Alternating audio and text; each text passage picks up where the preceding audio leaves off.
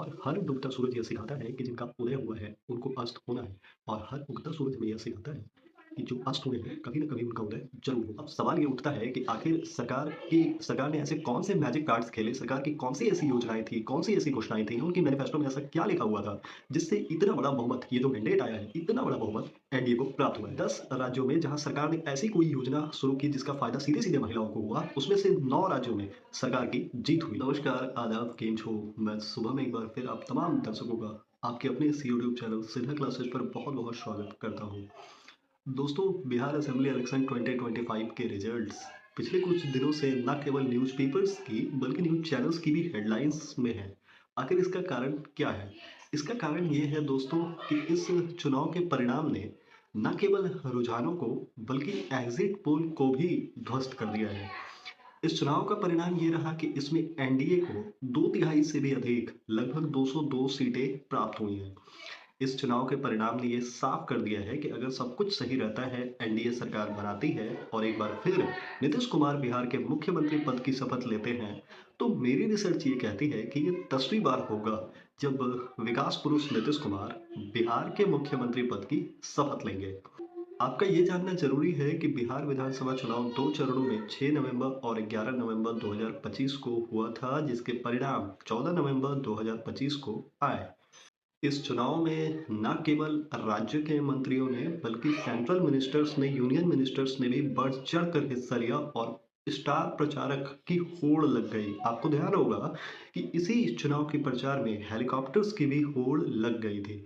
न केवल सरकार, जो वर्तमान सरकार थी, बल्कि विपक्षी दल जैसे राष्ट्रीय जनता दल, कांग्रेस या महागठबंधन, जो मुख्य रूप से इस चुनाव में विपक्ष की भूमिका निभा रहा था, उसकी तरफ से भी कई बड़े स्टार प्रचारक ने चुनाव में प्रचार किया।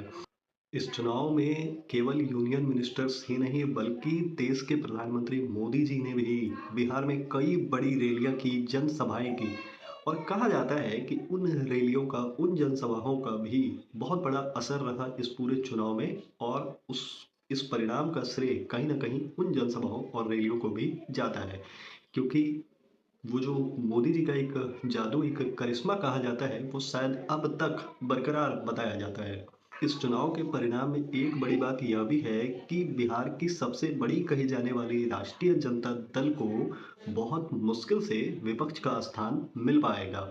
अब सवाल ये उठता है कि आखिर सरकार ने ऐसे कौन से मैजिक कार्ड्स खेले, सरकार की कौन सी ऐसी योजनाएं थी, कौन सी ऐसी घोषणाएं थी, उनकी मैनिफेस्टो में ऐसा क्या लिखा हुआ था जिससे इतना बड़ा बहुमत, ये जो मैंडेट आया है, इतना बड़ा बहुमत एनडीए को प्राप्त हुआ है। आज बिना किसी राजनीतिक भावना के, केवल ज्ञान जानकारी के पर्पज से हम ये समझने का प्रयास करते हैं कि कौन सी बड़ी ऐसी 5 योजनाएं थी जिनका लाभ सीधे सीधे सरकार को मिला। मेरा उद्देश्य किसी भी दल, किसी भी पार्टी के नेता को या किसी भी पार्टी की छवि को खराब करना कतई नहीं है।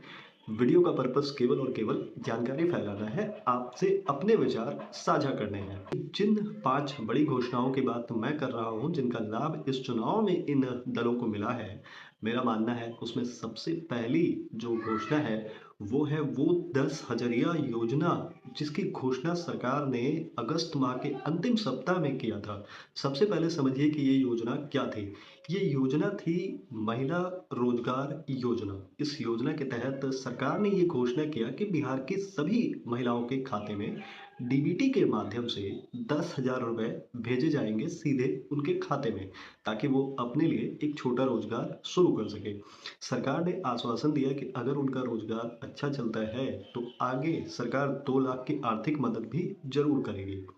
और इसके लिए सबसे अच्छा माध्यम बना बिहार में जीविका समूह। बताया जाता है कि करीब करीब 1.4 करोड़ महिलाएं जीविका समूह से जुड़ी हुई है और उनमें से करीब करीब 1.25 करोड़ महिलाओं के खाते में 10,000 रुपए ट्रांसफर किए जा चुके हैं। इस योजना को चुनाव के परिणाम का एक सबसे बड़ा मास्टर स्ट्रोक बताया जा रहा है। अब ऐसा मैं इसलिए कह रहा हूँ कि 10 राज्यों में जहां सरकार ने ऐसी कोई योजना शुरू की जिसका फायदा सीधे सीधे महिलाओं को हुआ, उसमें से 9 राज्यों में सरकार की जीत हुई।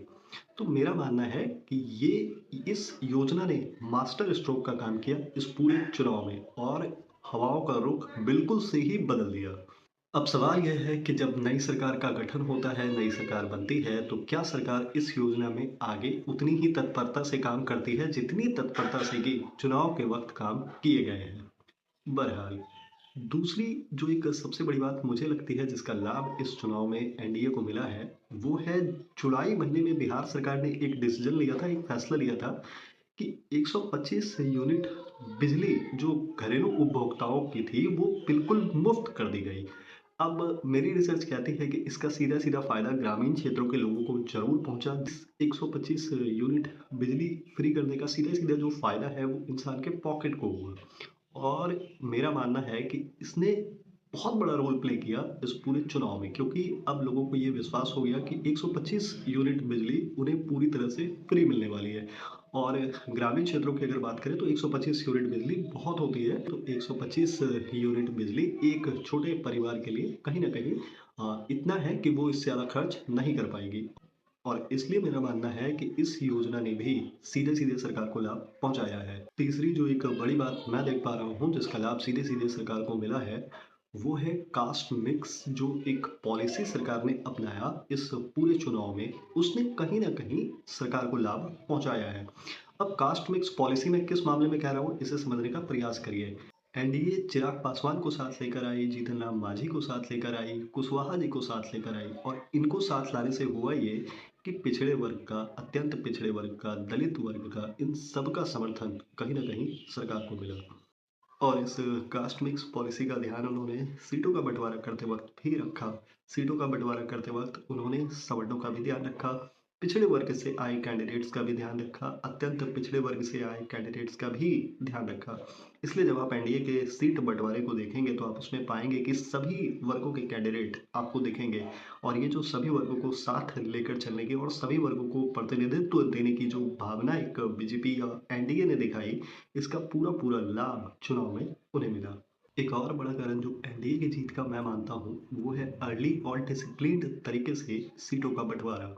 आप ये देखेंगे कि एनडीए ने काफ़ी शीघ्रता से, काफ़ी जल्दी से और बहुत डिसिप्लिन्ड तरीके से, जैसे कि मैंने आपको बताया, सभी वर्गों का ध्यान रखते हुए सीटों का बँटवारा किया। वहीं विपक्षी दलों ने सीटों का बँटवारा करते वक़्त एक तो समय लगाया और फिर आपसी मनमुटाव की बात भी सामने आई और इसका लाभ कहीं न कहीं एनडीए को इस चुनाव में मिल गया। और इस चुनाव में एनडीए की इतनी बड़ी जीत का एक बड़ा कारण मैं ये भी मानता हूँ कि जितने भी विपक्षी दल थे, ख़ास करके महागठबंधन, वो ग्राउंड लेवल पर लोगों को अपनी पॉलिसीज़, अपनी उनके जो मैनिफेस्टो में लिखी हुई बड़ी-बड़ी वादे थी, उनको वो समझा ही नहीं पाए। जैसे महागठबंधन के नेताओं ने कहा कि वो हर घर एक सरकारी नौकरी देंगे, बड़ी-बड़ी रकम की भी बात की गई। आम तौर पे मेरा ये मानना है कि मुझे ऐसा लगता है कि वो आम जनता को ये भरोसा दिला ही नहीं पाए कि इन योजनाओं को पूरा किया जा सकता है। यानी आम जनता को ये केवल और केवल कागज़ी इंद्रधनुष ही लगे।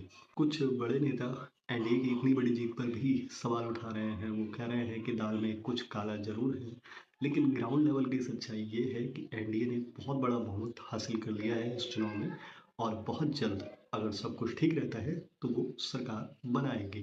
देखिए, इस चुनाव में हारे हुए जितने भी हमारे भाई, जितने भी कैंडिडेट्स हैं, उनसे मैं केवल और केवल इतना ही कहूँगा कि हम बिहारी हैं, हम छठी मैया की भी पूजा करते हैं, हम सूर्यदेव की भी उपासना करते हैं और हर डूबता सूरज यह सिखाता है कि जिनका उदय हुआ है, उनको अस्त होना है और हर उगता सूरज हमें यह सिखाता है कि जो अस्त हुए हैं, कभी न कभी उनका उदय ज़रूर होगा। सिन्हा क्लासेस के एक अगले वीडियो लेक्चर में आपसे फिर मुलाकात होगी। स्वस्थ रहें, सुरक्षित रहें। सी यू सून। जय हिंद।